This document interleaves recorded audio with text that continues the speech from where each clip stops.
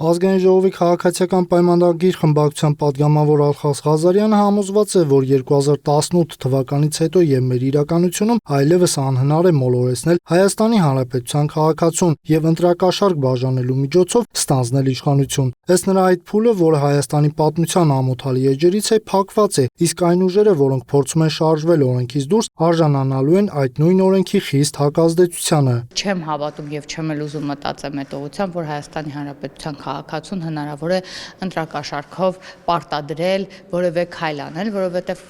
մենք հստակ գիտենք, որ բոլորը արդեն վստահ են, որ իրենց քվեն հաշվարկվում է եւ գիտեն, որ իրենք են ապրում Հայաստանի Հանրապետությունում եւ վճռում Հայաստանի Հանրապետության ապագան, իրենք են իշխանության տերը, հետեւաբար ես չեմ կարծում, որ դրսից եկած որևէ ուժի Հայաստանի Հանրապետության քաղաքացի նույնիսկ ամենամեծ գնի դեպքում քվե կտա։ ԿՊ պատգամավորը անդրադարձ կատարեց նաև օրերս Սամվել Կարապետյանի Ուժեղ Հայաստան կուսակցության հակակոռուպցիոն կոմիտեի կողմից կին անդամների ձերբակալությանը կապված հնարավոր ընտրակաշառքի եւ այդ կանանց նկատմամբ դատարանի կողմից խափանման միջոց չկիրառելու հանգամանքին։ Պատգամավորը նկատեց, որ Կարապետյանների որդեգրած գործելավոճը կարծես հատուկ է իրականացվում հետագայում բարդություններից խուսափելու համար։ Ես իրապես ցավում եմ, որ նման դեպքերի ենք ականատես լինում, իրապես ցավում եմ, որ կերակրող մայրը հնարավոր է հայտնվի նման իրավիճակում, բայց դա էլ արդեն իր իրավունքն է, կարող է եւ չհայտնվել այդ իրավիճակում, կարող է չմասնակցել այդ ամեն ինչին եւ կարող է չհամաձայնվել, բայց քանի որ ինքը այդ ամեն ինչը փորձել է իրականացնել, իհարկե անմեղության կանխավարկածը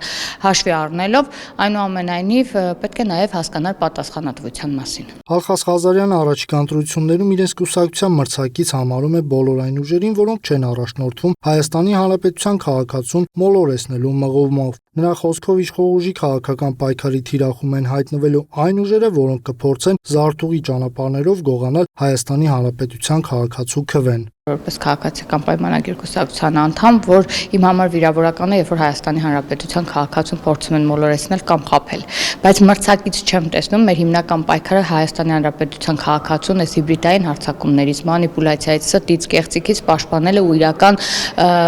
պատկերը ցույց տալն է։